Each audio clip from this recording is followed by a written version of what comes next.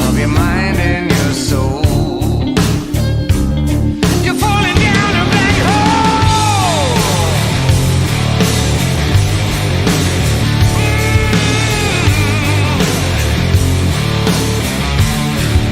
It feels like you're stuck. All right, everybody. Welcome to a Wednesday night edition of CPS Men in Trenches. I am CPS Punisher Darren Guay. I am your host. Tonight, our normal co-host, Dr. Fowler, is out on an assignment, I guess. I think she was running late or whatever. But we will see her at some point, maybe, or maybe not. Dr. Fowler, we're here waiting for you if you get off assignment in time. But this tonight we're gonna go back and revisit our Monday show that we had with Miss Ashley. I don't. Sorry about that. Everything goes great. And then with Miss Ashley here, I don't want to give out her full name, but her story was so amazing. The feats that she has overcome and that she's working on overcoming.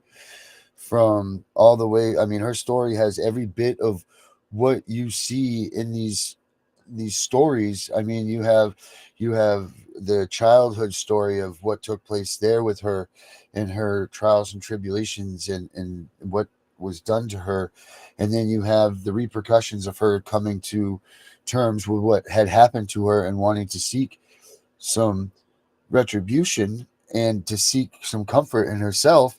And all she gets out of this is more trouble through CPS, through a system of just dirty, corrupt people.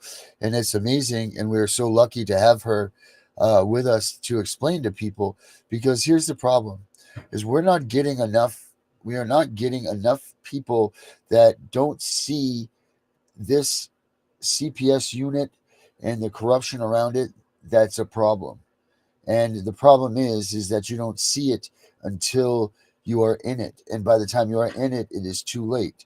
And I swear to this, people, don't deny that thought that this can happen to you, or that this could not happen to you, because it can. There are so many of us that are out there that are naive to the fact that CPS is real and they will stop at nothing to get your child, because there are so many uses that begin and end with dollar signs for your child, that this machine isn't going to stop. I mean, in some instances, we have proven that CPS funds our state budgets to balance them. So this system is very corrupt. It's very dirty. They're not out for the best interests of the child, nor the parents, nor the brother or sister, the uncle, the grandmas, none of those people, because none of the actions that CPS does when you're involved in these reunification services, which is a joke too, none of the actions that they portray are that of reunification, nor do they put you towards reunification. I mean, right from the gates, they push you away from your child. They rip the man away from the family, rip the man away from the home. So as soon as they come in, it's domestic violence, it's anger issues, it's drugs, it's drinking, it's all of these things that are not true, but they do that to sever the man, the cornerstone of a family, to sever him away and get the mother and the children away from the dad, so that way they can become in full control. Because as long as the family doesn't have their man standing up for them, they are vulnerable. Now, I'm not saying that single women with their children are not rocks, or if not even monsters, terrifying people. I 100%, I have nothing but the utmost respect for single moms and their families that are doing so. All I'm saying is that when it is a family unit, it's very nice, and it's the father's job to be the pack leader, if you will. I mean, all you have to do, like I say all the time, is look at nature. They'll tell us everything we need to learn. And what do they tell us? Dad goes heads and he hunts. He takes care of the family. He does these things. He goes out and does all the long-term trips, makes the money, if you will, goes out and gets all the food, all of these things. Mom stays home, tends to the pack, tends to the cubs, all of these things, protects the home front, all of that. So together in nature, this system works out impeccably. However, you remove the dad away, the children, the mom, the cubs, all become vulnerable. So it's very simple. The animals teach us all this. That all being said, uh, tonight, like I said, Dr. Fowler is out on assignment. So I have Candace Edwards in here with us right now, is stepping in for Dr. Fowler for the moment. And Candace, you want to give a shout out hello here real quick before I introduce our uh, our Everybody, guests? how's everybody doing? Hope everybody's well. I know it's been cold down here in Alabama, so I know if it's been cold in the south, it's definitely cold up north. Oh, it's So y'all cold as stay hell up here. some- You guys don't even know. I think it's about 15 degrees out right now. I mean, it's cold as oh, hell up here. it was 10 degrees last night here in Alabama. All So right, so you know a little bit. You know a little bit about the weather down there. All right, I oh get it. yeah. All right, I'll let you away with that one. All right, so Candace, I know that you saw the show the other day on Monday, but this is going to be a recap for the first few minutes here of yes, and she's going to give us like a recap to where we were, and then we'll go from there. But for so no further anticipation, here is our guest, Miss Ashley. Miss Ashley, come on down. There we go. All right, Ashley, thank you. Sorry for all the delays, Ashley. Like I That's said, I had all these. I had every problem that could have happened with my computer tonight, and then the plugins and all this stuff. It happened. So that must mean that we're doing something right, right? Because they're inside yes. of our computers. They're playing games. We all know about the gang stalking and all of this. You especially know about this stuff. Um, Unfortunately. yeah, unfortunately, is right. Um, and I don't know if you want to just to recap where we had gotten to in the last episode. If you want to maybe take this back a little bit and just revisit, if you don't mind, where how you became involved. Like, so as a child, what happened to you, and then like a brief, like catch up, so we can get to this point again from our story. So if you could recap us a little bit, that would be really cool. Sure, no problem. So, um, I grew up, you know, in most of America, I guess, like divorced family, whatever. Unfortunately, I have a pretty amazing testimony. I've been through every abuse possible. I was sexually assaulted and raped by my uncle, who's a Third Circuit Court of Appeal judge here in Louisiana. His name is Judge Guy Bradbury. At the age of 5 years old.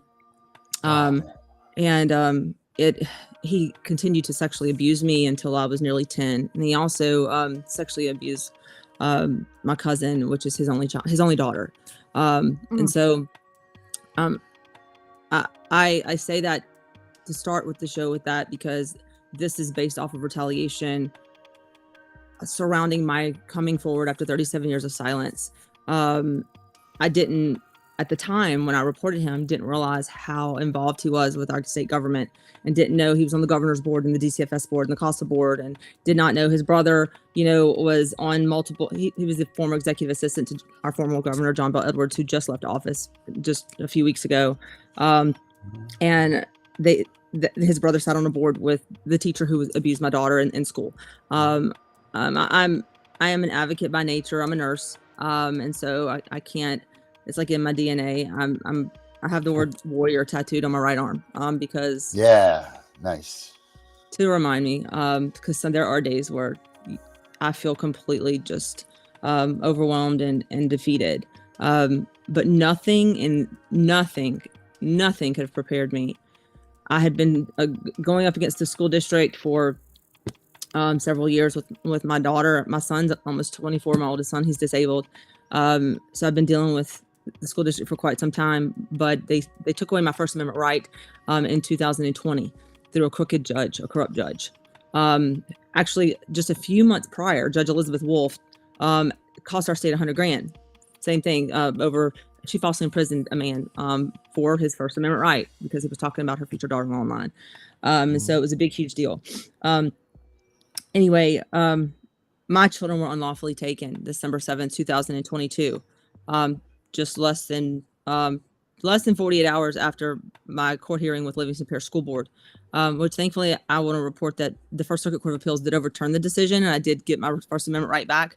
I could not even report abuse to the schools. My daughter was being zipped up in a body bag. She was being strapped down on a floor rocker. She has Down syndrome and autism. She has something called CVID. She's received less than 30 hours of education since 2020. I've been trying to get her enrolled in school since October this year. And it's just nothing but a constant fight. And it's fight. But not just that, my reporting the state for PEBT fraud and waiver program fraud. And I'm just about integrity and ethics. And if you do your job and you don't break the law, then you don't have a problem. Don't use my kid's name and date of birth and diagnoses and then not give her anything. But when they took her and they took 2 of my other children, they shipped Peyton 4 hours away. And they put her in the home of a woman who's on the government. They put her on the home of a woman who's on the government watch list. Who happened to also be, this is so crazy, the neighbor of the screening council for the disciplinary council here in Louisiana for attorneys. That's so her name is Yolanda Caesar. Her mother's the neighbor of Denise Hawkins, who's the foster mother who abused my daughter. She wasn't supposed to take any type of payments from the government, nothing, like wasn't supposed to have any type, no contracts with the government, which means no DHH, no Department of Children and Family Services. So she bruised Peyton. She burned her. Oh wow. She burned her on her hand. I think possibly sexual abuse. Peyton she has expressive aphasia. She can't really tell me. There's permanent damage done to her right arm. She left her handprint in the shape of a bruise on her right arm. But a year later, they refused to x-ray her arm this whole time. I finally, when I got her back, after I played online, the head over the public defender's board here in Louisiana, that if I didn't stop trying to pursue corruption, exposing corruption, that I had a 0% chance of getting my children back. And so he didn't know I was recording him, of course. And so I turned around and played it. And within a week, I had my kids back. I'll have my son, I still don't have back. My disabled son, I still don't have back. She was put in a facility after they finally took her out of Miss Hawkins' home. There had been multiple lawsuits. When I found the facility, I was just finding out where it was. That's all I was looking for. And the first thing that popped up wasn't the location. It was lawsuits after lawsuit to lawsuit, being sued for raping disabled children, sexually abusing disabled children. And one girl got pregnant, contracted an STD, neglect and abuse. I mean, it was, I couldn't stop counting the amount of lawsuits. She had untreated head lice. She had been strangled. She begged me over and over again, like, don't make me go. I come home now. Please. And she would ask me, are you okay, mama? Like she was thinking she had done something wrong. Like, this is the people don't understand. I didn't know, I had no clue what CPS really was. You have this idea of what you're told, like CPS is supposed to be protecting children. That is a lie. CPS is not a government agency. They are contracted with the government. It is a ploy to get our kids. And the school was involved. Every call that was made to DCFS, with the exception, I think, of one call, which there was only, I think, in the last 12 years, I think I've had 8 calls. Every call was from the school.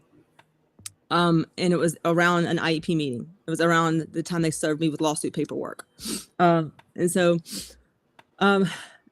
right now I'm being submarined. They've cut off my children's waiver, but now I got a notification today. My son just lost his Medicaid waiver. They've done that. They have frozen Peyton's SSI. They suspended Medicaid for my baby girl. Jesus. They falsely accused me of SNAP and waiver program fraud, which is absolutely ridiculous. I had like all the proof of all my communications with them during COVID and everything like that. I'm like, this is asinine. I've never heard of such.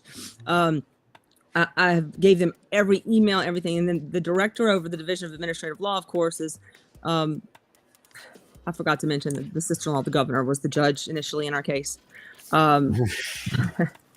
Yeah, so it just doesn't stop. Yeah, it was her former business partner is the director of the Division of Administrative Law. And so that's where everything goes. When you appeal here in Louisiana, when you appeal anything with CPS, there's no criminal charges. There's no like nothing. It was I pulled my son's hair. Literally, that's what it said on the paper because I pulled my son's hair. And they now having me about to be put on a list for sex abusers. I'm like, I've never sexually. It's every single thing that I've reported. Like it started with, and my stuff with my uncle was supposed to be separate from the school district, but unfortunately, like I told you, it ended up being mixed in together because his sister-in-law works at the 21st JDC. My uncle's sister-in-law works at the courthouse, where all this happened, and then of course the teacher who abused Peyton, Ramey Pope, her family member Senator Rogers Pope, and so it's all like, yeah, and then he sat on a board with my uncle's brother, who was the executive. That's what I'm saying. Like it's so infiltrated, washed all over it, right? The thing is that what's so amazing to me is that how can I present this amount of evidence and people turn their back? How can this amount? This is kidnapping. This is kidnapping because they had no judicial order. They had no warrant. I have an audio recording, the manager saying she did not have any kind of order from a judge. And then if you read the transcripts, the judge says, I'm not trying to divest myself of jurisdiction. I'm trying to see how I can get jurisdiction. In the transcript, that was a What? hearing. Wow. We weren't even allowed in. Yeah. We weren't even allowed in the first 4 hearings. So What was the exact? What did they say your allegations were to begin with? neglect. Neglects. Mhm. But did they have any instances? Were there any instances that were that they No. like any specific? There was no specific incident. There was no nothing. They just came at No. you, said that you were neglecting, and then No, at first I thought it was something. Well, we didn't know at all. We didn't know why they took our kids initially. And so I like for 7 weeks we kept asking why did you take our children? They would not tell us. The public defender's office lied to us for about 7 weeks. Now my uncle sits on the board of directors for the indigent fund that supplies all the monies for public defenders in the state of Louisiana. And so but initially we had no clue like why they had taken the kids. But the paperwork says actually neglect on it. Then they came out and said my ex-husband, the father of my 2 smallest children, was, this is so disgusting, it's hard for me to say this word, was caught masturbating in front of my disabled son, which is not true. Driving down the interstate over the Mississippi River Bridge, driving a vehicle, holding a phone that we had no cell service on. That I'm like, what in the hell? And he didn't say anything like that in the forensic interview, of course. right. None of that was said. And so it is absolutely disgusting to me that anyone would like bring that. It's like whatever I brought against my uncle. Right. Like That's such a disgusting and demoralizing and just a horrible accusation. So, but like the thing is, and that's not everything that's been brought. I complained first, right? I complained first. But this situation, like with my uncle, like when I brought the charges against him, and then my aunt was added for passive sexual abuse. They never charged Matt with sexual abuse. They closed the police report. The police report determined that my disabled son was lying, which I already knew that was the case because he had already admitted that to me and his older brother. And so that's in the report. They omitted that from the adjudication, omitted my ex-husband's hair follicle, which is clean of all controlled substances. And they didn't have the detective that interviewed, actually did an interview. Then the investigator admitted in open court that she didn't even interview me or Matt or my 22-year-old son, that she just bypassed that. She didn't even interview us about anything that was in the document, the affidavit that's not signed and not sworn, by the way. So it's an unsigned, unsworn affidavit, and she testified that she did not interview any of us. But in there, the Judge Blair Edwards says, well, it was on November 10th, right? November 10th is when all this started. Well, no, that's not true. We didn't start on November 10th. I didn't meet Miss Gibson on the 10th. I didn't meet Miss Gibson until December 2nd. And I have all that on audio recording. And so that's what I'm saying, like every single thing that, like, I have proof of all of it, but they violated our right to be heard. Then they violated our right for representation. And so it took 7 months to get an indigency hearing, like to determine if we're indigent or not, which actually by law, you're supposed to be considered indigent if they wait more than so many like weeks to determine indigency. It may even be days here in Louisiana. I have to like pull that law up, but you're then determined indigent by default. And so they of course didn't do that.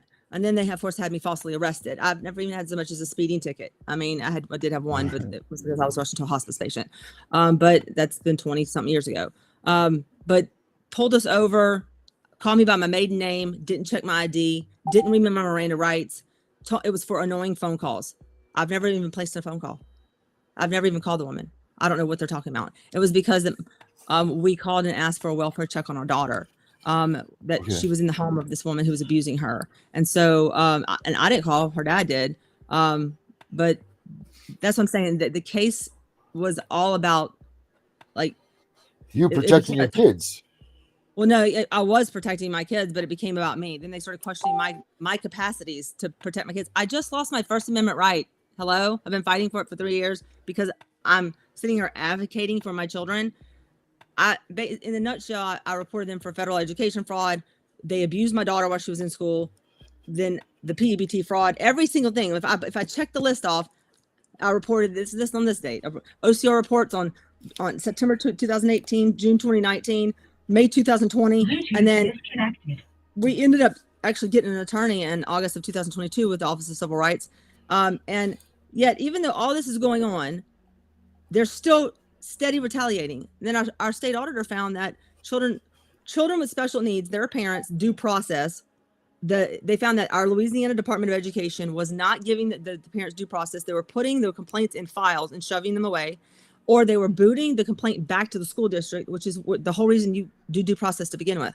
And so it's disgusting to me that all this has occurred and that this has become, there's no justice involved here. And then my uncle escaped. He hasn't even been properly investigated, like at all. I mean, because he knows everyone. So he got off like, okay, well, he doesn't have to be investigated. He doesn't have to pay the price. He doesn't have to do. So let me get this straight. While I was an innocent little girl, I didn't ask to be abused. I didn't ask for any of that. I didn't sign up for that.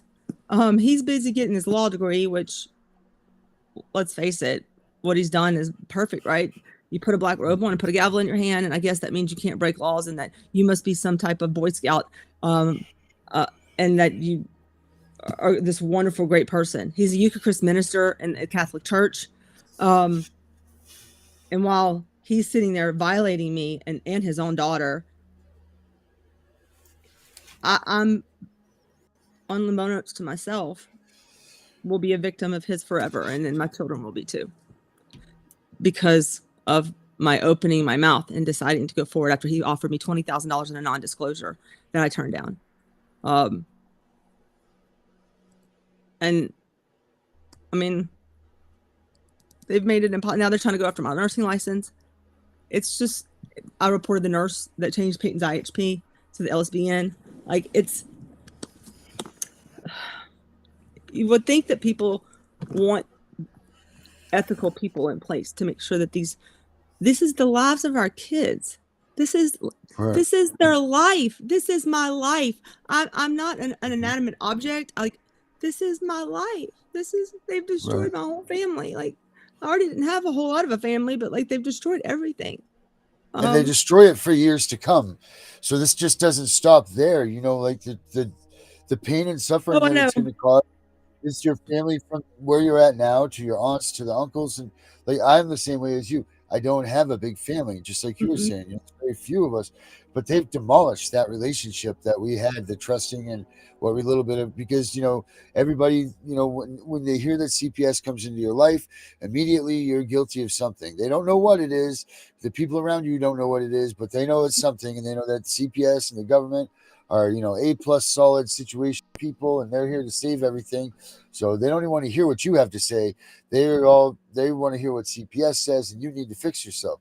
So you get that destruction of that family bond right there, because no one believes you all of a sudden. Yeah, you know, of a sudden I'm a horrible person that Right. no one ever saw because the caseworker said this. But then it goes, does your daughter have a child now? Mine, for instance, mine's my daughter. Is she going to reproduce? Is she going to have more children? Maybe so, maybe not, but probably not because she had these horrid insecurity issues. So now it moves down the line.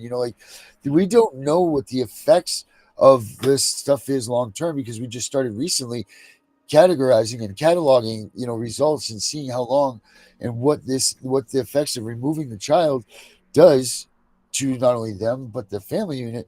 But it's just damn common sense.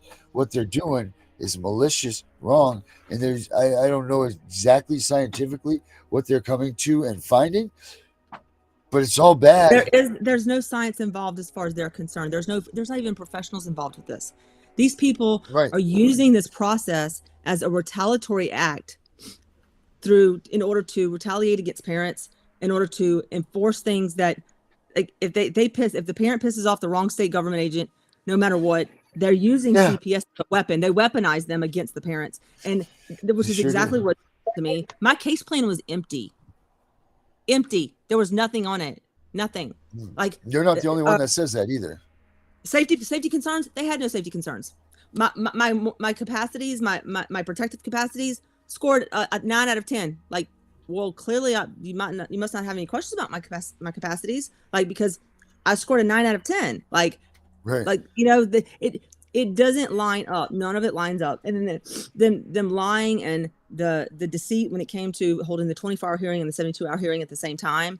And I reported these judges to the Judiciary Committee here in Louisiana, and Judge Edwards is supposed to be there's supposed to be an investigation. Still don't know what's happening with that.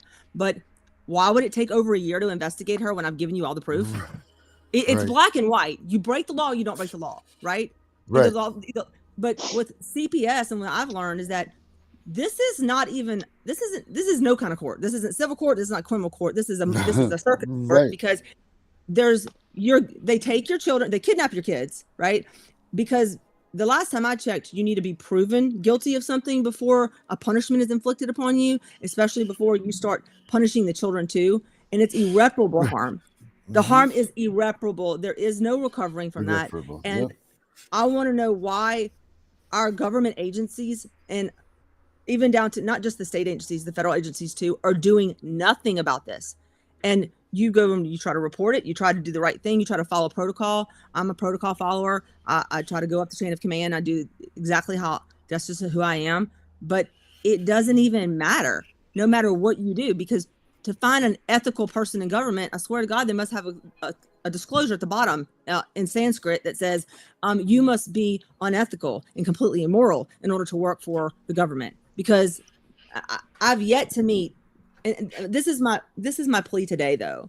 There is someone out there, multiple people who know about my case, that work for the Louisiana Department of Children and Family Services, who also have privy to the information at the bar or at the Judiciary Committee or whomever, wherever you've been, the governor's office, Office of Disability Rights. You have heard about my case, and you can be a whistleblower. You can be protected under the Whistleblower Act, not only get a reward for that, but also be protected from any type of penalty. And I'm gonna tell you something. If I accidentally overheard something, and I was in a position like that, and I had overheard something, I would be singing like a canary right now, because there's no way I would lose my family. Because let me tell you, eventually it's gonna come down. There's no two ways about it. It's gonna come out. But when it comes out, the question is, are you gonna go down, or are you gonna be the one that brought light to the situation? Like, the manager that was over this case had already been sued in multiple lawsuits for falsifying drug results for people, falsifying evidence, putting children in abusive situations. Like, this is not only neglect, this is intentional infliction to the infirmed, and then using my disabilities against me. That's not okay. Like, these are federal laws, but if you don't have anyone to enforce the law, then what matters? Like, there's no one to enforce it. Who is supposed to go to? You're actually supposed to be protected by 18 U.S.C. 4, which literally states that if you know of something and if you don't tell, you're just as guilty. As guilty. Yes, it does say. I just looked that up today. Actually, that's literally what you're saying that because I literally just saw that today.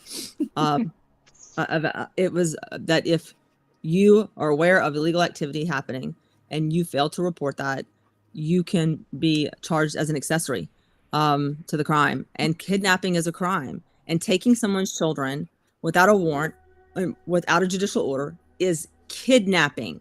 There is no immunity in that, especially when you're doing by fraudulent measures, by submitting fraudulent statements. That is a crime, and that is the deprivation of rights. And it's life in prison or death when a kidnapping is involved. That's the penalty. Why for you? Is that the penalty for you or for them? Because you definitely get life in prison or the death penalty. I mean, I've already have, but they've ruined all of the relationships between Peyton's medically necessary providers. They've lied to them, told them all kinds of lies about us. Like, I have no, like when I say they've destroyed it, I don't have the option to just go out, and I'm not in some big, huge city somewhere. I can go find out a pediatric specialist. My daughter has over 40 medical diagnoses. And they've destroyed very life-sustaining medical providers of the relationship there. But why are these people not been arrested? Why has that not happened? Right. Your guess is as good as mine. You brought it to the attention, right? Originally, when you went in and you reported against them the allegations that you had of your uncle, when this first came about and went to fruition, you approached the courts, right? Or you approached someone to make a move on your uncle to penalize him, right? I've made it known in every court about my uncle. Matter of fact, Judge Pamela Johnson sat over a hearing to recuse the second judge, and she laughed in my face. And she said, I know Judge Bradbury very well. I guess you want me to recuse myself too, right? And I'm going, yeah, I do, because you shouldn't be seeing the case. Exactly. Do you think she recused herself? No. Absolutely not. She did. No, she didn't recuse herself. And then she ruled on it. And then every motion I have filed with the 21st ADC, motion for summary judgment, motion to dismiss, ignored. Sanctions, I've requested sanctions, ignored. Everything. And this is with pictures of my daughter with bruises around her neck, with strangulation marks around her neck, with bruises on her body, with burn marks on her body, and untreated head lice, and infections in her skin that are so bad that it would make you probably gag, okay? Because that's how bad they abused her. And withholding her life-sustaining infusions that she has to receive monthly. And no one was doing anything about it. But I want to know, so basically, let me get this straight. If I become a lawyer or a judge, or a police officer, because that's and forgive me, I don't want to generalize, but that has been my experience here. I can only go off of my experience. Then there is, basically, you can break the law according to the shoes that you wear and the gown that you don, right? Right. I mean, and who you report to work to every day. That's basically what we're saying. We're given special permission. You have special permission to break the law because you wear a black robe. What is that crap? I mean, this isn't just like, hey, they broke the law because they didn't give me an attorney when I had a speeding ticket. No, they kidnapped my children from my home. They tortured my baby, my disabled baby. They tortured her. She could not see us. They would not allow us to see her. She was 4.5 hours away. We finally got to see her. It was over a month later. The first time we ever talked to her was 2 weeks after they took her. She's disabled. 2 weeks, and all she could do, she found the words to beg. I come home now. I come home now. I come home. I mean, over and over again. And come get me right now. And, I think to myself, as hard as it is for her to speak, that's what she was saying when we were talking to her that day. That was December 16th, 9 days after they took them.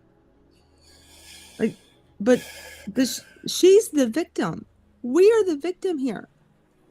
Why is none of this being addressed? Why the state of Louisiana is literally attacking my entire family, and they're still not done. I don't have my son home. There have got me to where we're going to be homeless. I mean, I can't even renew my license yet because of all this stuff with the false arrest. Like, what am I supposed to do? Like, I mean, You know what? Let's take a 2-minute break here to let's regain ourselves here, and when we come back, let's why don't we answer those questions? What do we got to do? And maybe you can answer those questions for us and tell us and guide us, and maybe we can get some people that are watching the show to. I mean, you deserve it, Let's take a quick minute here, and we will come right back. Let me just, of course. All right, here we go. Sorry about that, folks. A little technology. Trying to take the 2 minute, and I get stuck in here. Hold on 1 second. Sorry about that. Here we are. Got this right here. And here comes the 2 minutes. Yeah, so there we go. We'll be right back.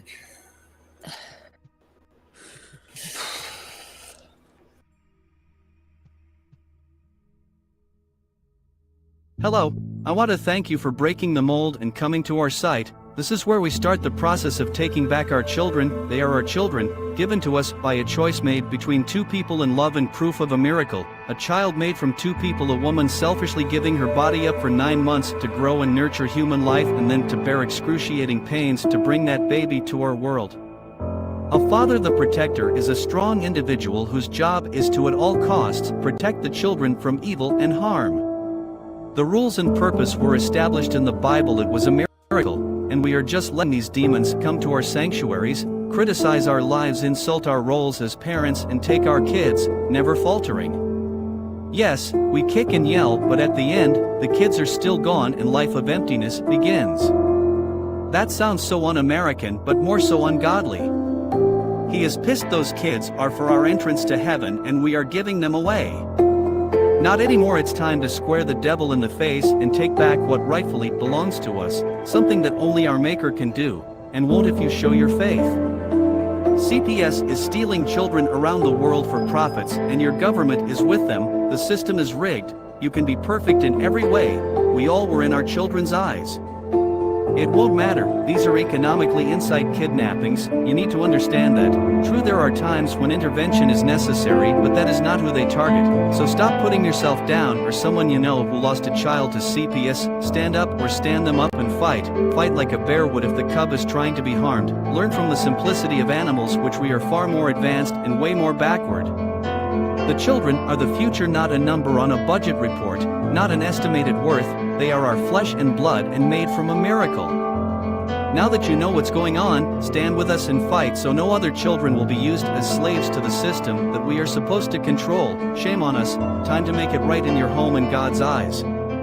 Be prepared to hear what CPS is, and after listening, please be ready to act, for we need everyone for this one. This is a problem that affects every person in the world because the protection of our children and the sanctity of family is a universal human right. It is time to take a stand and demand that CPS be held accountable for their actions. The corruption has run rancid, and our children, the future of the human race, are being depleted by trafficking and family ancestry being erased.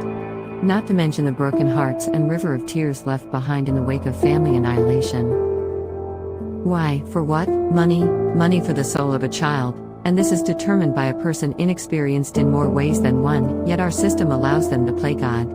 What have we become as a society, when the cries of children fill pockets with riches and breaks hearts of family and we the people do nothing? How do we turn our backs on an issue as disgusting as this? No person should sleep comfortably knowing this is happening. Children crying for their families while CPS employees celebrate their cash bonuses, high-fiving in the halls of justice. Think this is a lie? Look at Social Security Act Title IV and Safe Families Act. They promote the caseworkers to quickly steal these children from loving families in record times. And what did these families do so wrong? Most of them nothing. Have you ever noticed the children that die have been called upon as many as 30 times? That's because there is no money in children who have already been spoiled by true abuse or born to true drug addicts. No one pays top dollar for that. The money is in the perfect blonde-haired, blue-eyed good family and upbringing. Yes, instant family. Just that kid for whatever price they ask. No one is out of reach from these demons, and they must be held accountable for their crimes against innocent families. How are judges so freely letting children be erased from the heritage they are entitled to? They inflict on the family the same level of punishment given to a murderer or person society has to eliminate, as they are so wretched existence is no longer favorable. Termination of parental rights is the equivalent to the death penalty in more than one way. Think about that for just a moment. Do you know someone who has lost their children, and if so, is the death penalty a worthy and just punishment? That is on the adults. Why do the children then get punished as well? This system is itself cruel and unusual punishment. This is America. We don't treat living people in such heartless ways. For all this to happen, it's corruption from the ground to the White House. That is the truth. Together, we can raise awareness about the injustices done by CPS and fight for the rights of our children. There are so many of us affected by CPS corruption, yet we isolate ourselves in shame. Not anymore. AbolishCPS.com has been created to show with force what has happened to us is wrong, and we are not remaining silent. We are the parents of those children you have wrongfully taken. We stand to abolish CPS. Please stop the real abuse. AbolishCPS.com. All right. Thank you, everybody. Welcome back. We took a quick break there. A little bit longer than normal, but had to be done. Checking on the technology thing. We're here with Miss Ashley, and we're hearing her heroic story. I don't care how you swing this. I mean, you are a hero, Ashley, and what you've had to put up with, and what's been done to you as a child, what's been done to you as an adult, what's been done to your children. And we left that last segment with a question of what can we do and what can be done. And that's a great question. And I think that we'll bring you guys back in here, and let's try to get some of these answers. All right. Well, welcome back, everybody. Let's try to Ashley, what is it that you are looking for as far as assistance goes? Like, I know that the CPS thing and all of this is new. It's new to all of us, and especially you. What is it that you seek first and foremost? Like, what is it the help that you need to get and gather? I think that's like a multifaceted question. Of course it is. Take your time with that. I mean, so first off, like, I want all of my children back. I want my son home. I want my name cleared. I want, but I want justice for like what my uncle did. It's not, a state representative who's now a senator, made a comment to my son at the beginning of this. She said, I pissed a bunch of people off when I reported my uncle. Mm-hmm.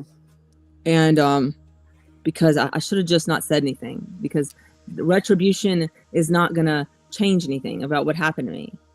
What is wrong with people even thinking that way, and someone who's in government on top of everything else, that your thought process would be to protect the perpetrator and victimize and shame the victim?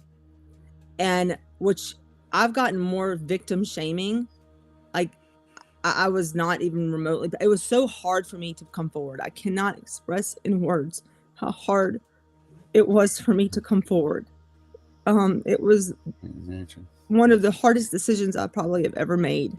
And instead of the people who are supposed to be in positions to bring justice to the situation and to do a proper, and here's the deal, if you're innocent, if he was so innocent, why are you eluding a proper investigation?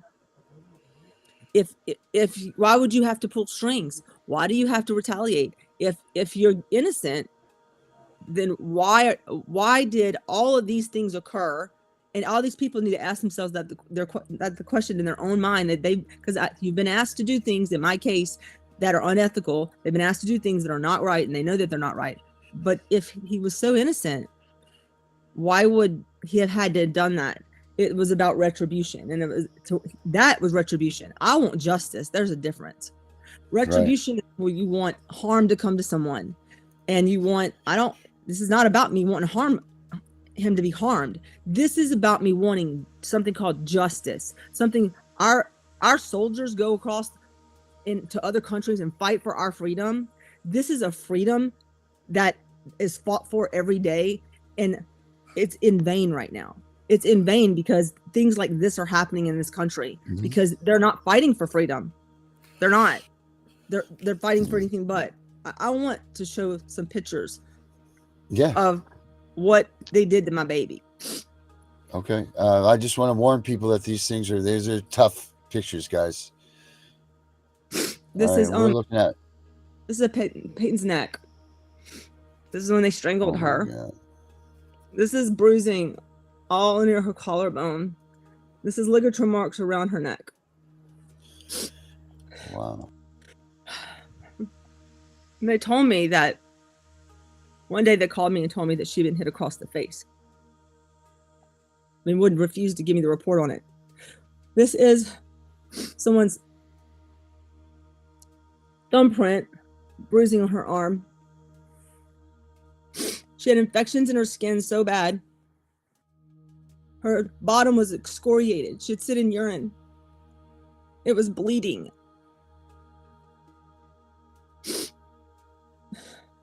She had been, there's a bruise on her little head. I want to know why her voice doesn't matter. And I want to know, this is on her lower extremity. This is, I want to show you the burn on her back.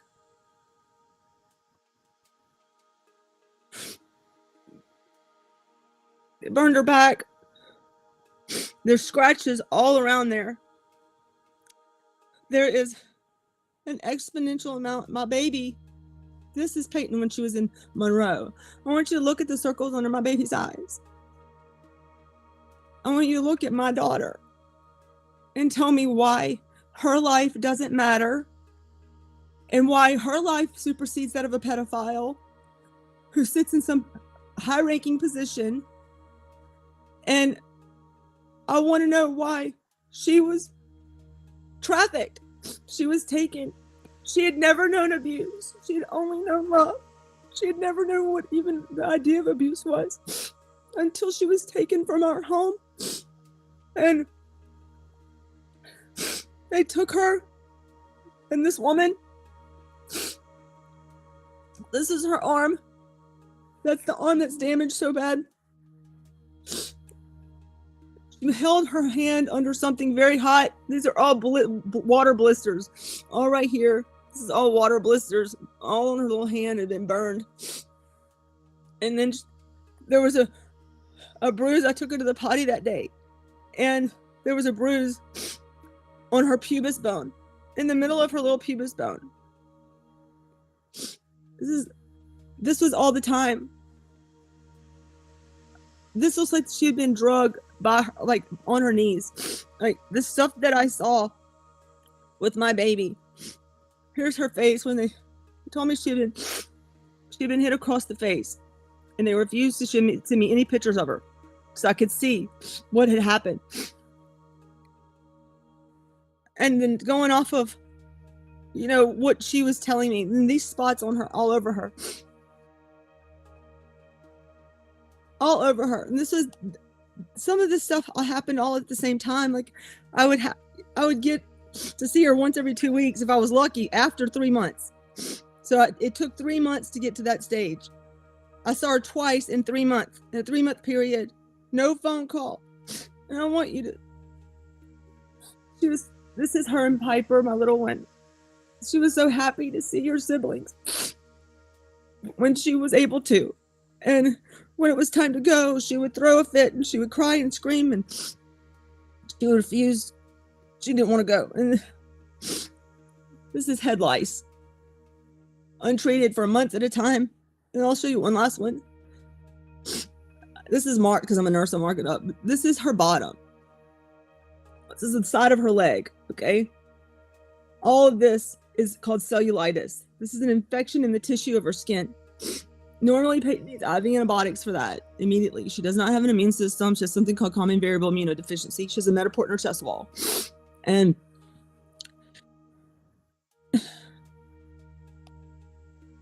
I want justice for my baby. I want justice for my son. I want justice for my other daughter, who would tell me that they had a special place to punish her. And then they lied to my children. I can't even process all the extent of the pain from the situation because I'm still in the middle of it. If there's anybody that's out there that's watching this that can help this lady, please get in touch with us at info@abolishcps.com. That right there is absolute asinine. And if you haven't thought that CPS is an evil entity of a system and what they're doing to these children is wrong and damaging and so on and so forth, those pictures right there just showed all of you what the majority of the kids that are being taken out of their homes and put into these situations are going through. These kids are screaming for their parents, meaning us, and we can't do a thing about it. And none of these kids were ever harmed in our own homes. None of that happened to your daughter, I'm sure, at your own home. No, she saw mandated reporters all the time because she's got so many diagnoses. I am a mandated reporter, you know, and they've never, there's been never a report of one mark on my baby, not one mark on my baby. And then they when they took her out of my home, she didn't have a mark on her. She escaped the first home 4 times in one night. In the middle of the night, she got out of their home. Wow. Because I told you they put her 3 different places within a 24-hour period. Right. She escaped their home at 3 o'clock in the morning. Do you have any idea? I have special bolts on my doors because she doesn't have any perception of danger. She'll just walk out in the street. She just doesn't know any better. And so I have special locks on my doors. And I prayed so hard. God, please don't let her die. Please don't let her die. Please don't let her die. Because I knew no one else would watch her, you know, the way we watch her. Right.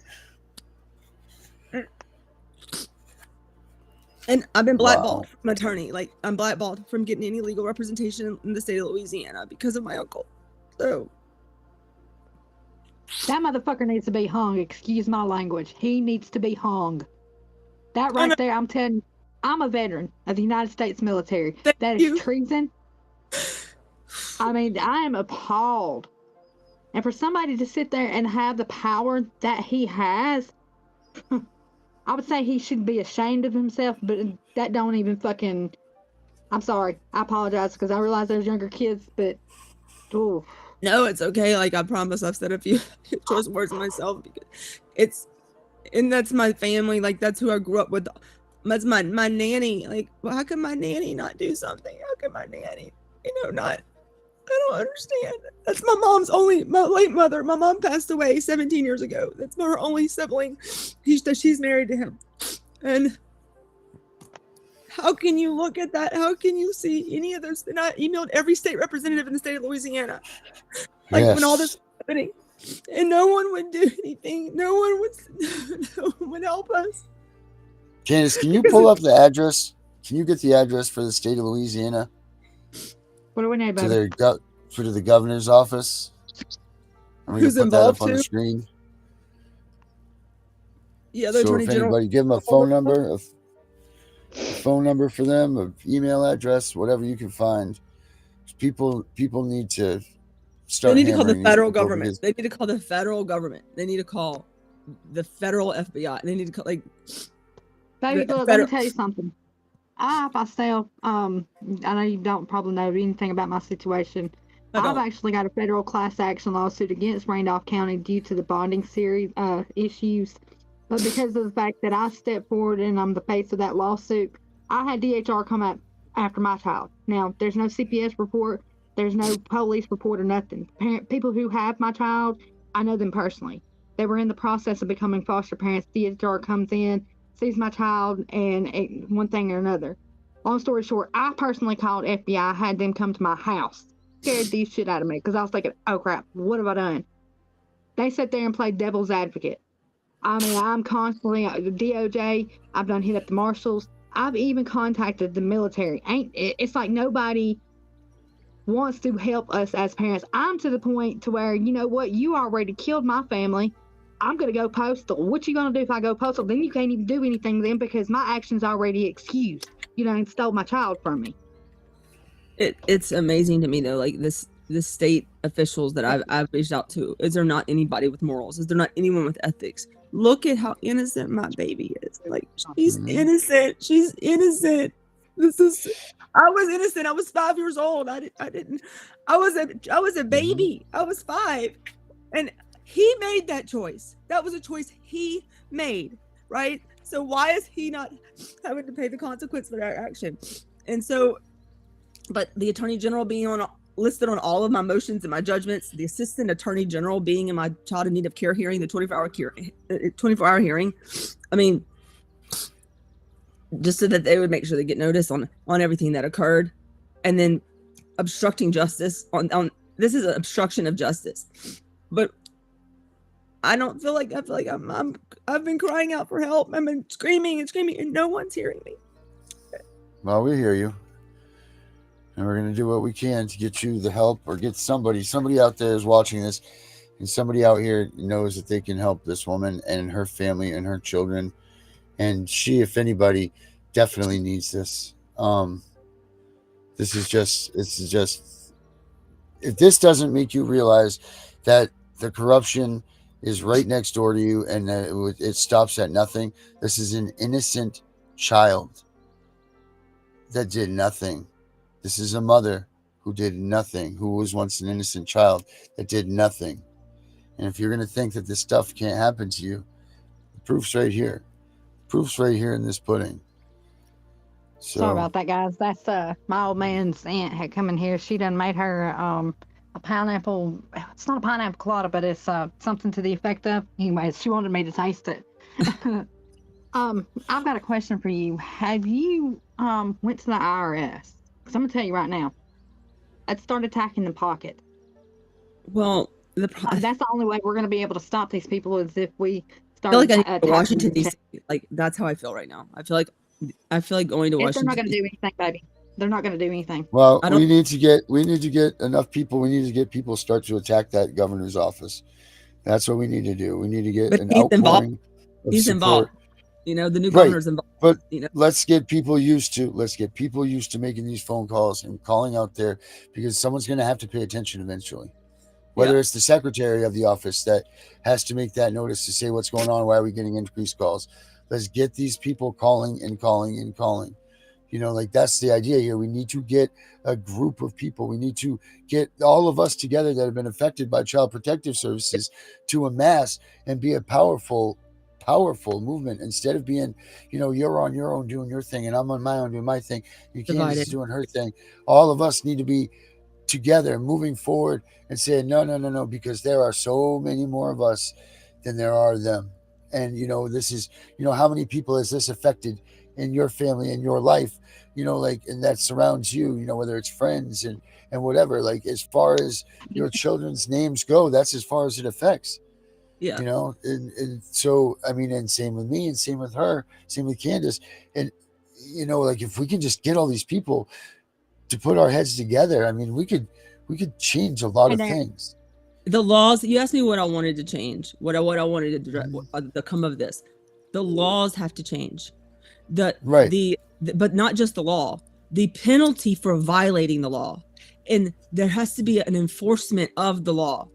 That there lies the issue. There's a lack of enforcement of the law. These people are being allowed to make false statements, perjure themselves, fraud. Those are felony charges. Judges who are committing felonies from the bench, and there's no ramifications except a slap on the wrist, if that. Okay, until we, like you said, that you hit the nail on the head. Their goal is to divide and conquer. Okay, but until we come together as one unit and make our voice be heard. Do you know how the IDEA came about? Do you have any idea how that law came about? Because disabled children and disabled people were crawling up the steps of the Capitol from their wheelchairs. They got out of their wheelchairs and they were climbing up the steps of the Capitol because they wanted their voice to be heard. Rosa Parks decided that day she was sick and tired of being sick and tired. That's what she said. She was not going to give up her seat. This is 2024, and my disabled child still can't get an education because no one sees her worthy enough for it. And I'm guilty of advocating. I'm guilty of calling you out on the carpet. But if you're not breaking any laws, you don't have to worry about that. Don't involve me in your law breaking, okay? If you're going to break the law, just don't involve me in the law breaking. You've now involved me in your law breaking. Okay, so now that you've involved my family, you've involved me, it's all getting called out. And I even send them the law. What you're doing is illegal. Here's the law. Here's the statute. Here's the rule. Here's the rules. I grew up in law firms, right here in front of you. They do not care.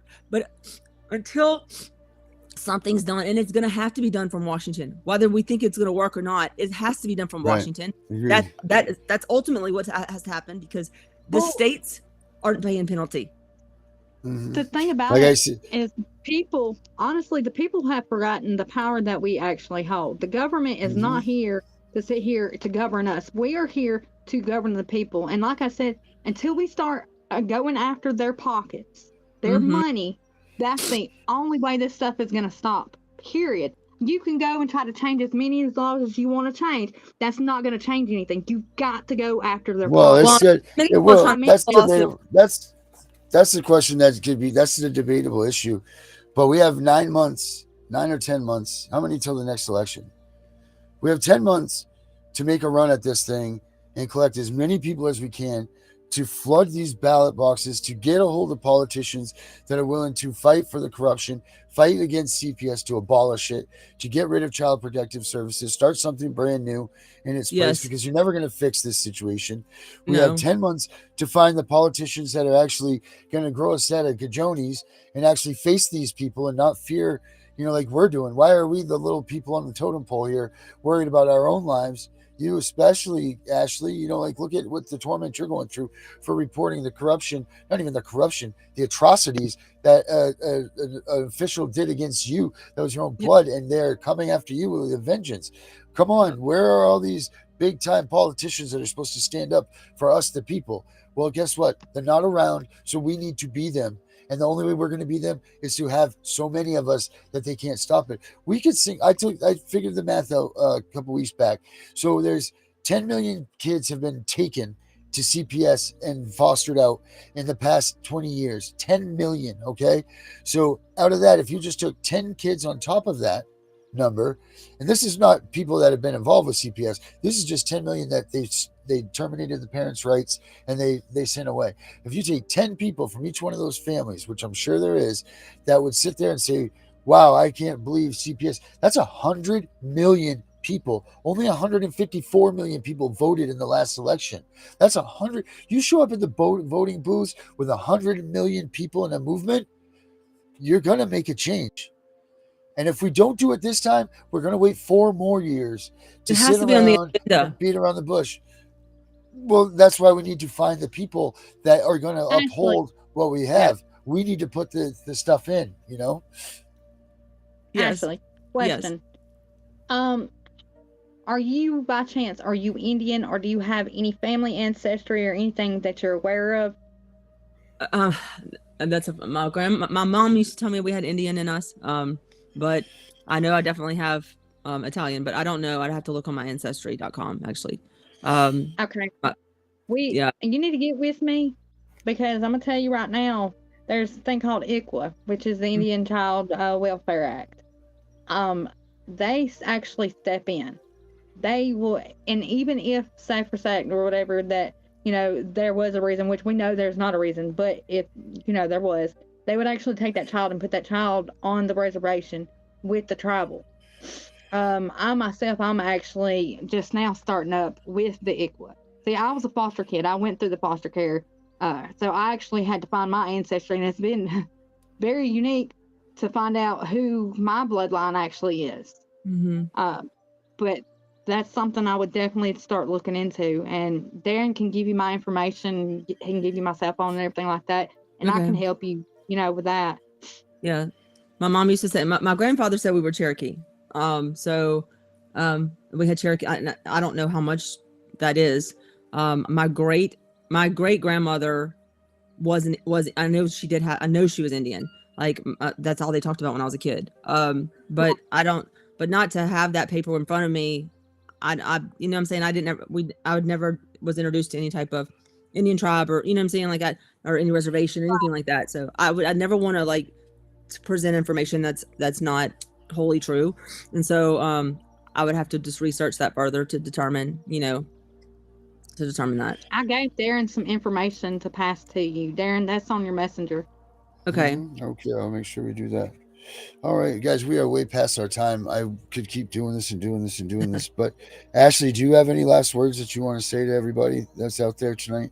I want to thank everybody who like is watching, and I humbly ask, like, if you know anything about our case and you know that you could call in you could be a whistleblower. Like, I feel like that we have got to find integrity, and give my daughter a voice and give our family a voice. Like, we will not end up having a home, like, or a place to stay probably in the next few weeks because of what they've done. They have attacked us so bad. Like,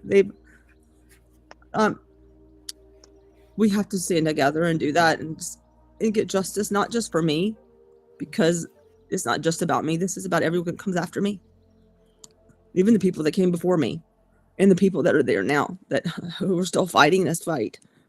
So, thank you so much for having me. I really appreciate it. Thank you. Candace, do you have any last words? Everybody needs to start standing up. This isn't a game. This isn't our lives. These are our children. This is our future. These are our next presidents. These are our next doctors, our next preachers, and everything like that. It takes more than just one family to stand up. It takes a whole village. And when I tell you it takes a whole village, we're talking about the children's nurses, their doctors, their teachers. It's time for people to put the pettiness behind, because our children's lives are not about money. My life ain't about money. Right. Your life ain't about money. It's That's time right. that we stand up and get things right. Yes. We will not have a generation to come if we do not fix this. Period. You're right. Mm-hmm. That's facts. All right, everybody. I want to thank you all for watching tonight. Candace, thanks for coming in. Dr. Fowler, wherever you are, we did it, but I hope you're okay. Yes. Pray for her. And yes, and then Ashley, we're going to do whatever we can do for you. We want to keep checking in from time to time. I'll definitely be in touch. Okay. I know that you're in touch, and I'll get you that information from Candace. Okay. And let's all just, let's work together. Let's get things done. Let's let's make things happen for once, because this is real and we need to change this. Yes. So as far as Wednesday night goes, it was a good show. Thank you for coming again, Ashley. Candace, thank you. And thank you for everybody that's listening. Please pass this around. Check out abolishcps.com. We'll have Ashley's story up there coming this week, but we have all our pod. This show is always a bunch of other news. There's apparel that helps support our cause. There's all kinds of things that go on at abolishcps.com. So check that out and stay tuned for Friday's show. Thank you all very much and have a good night. Thank you.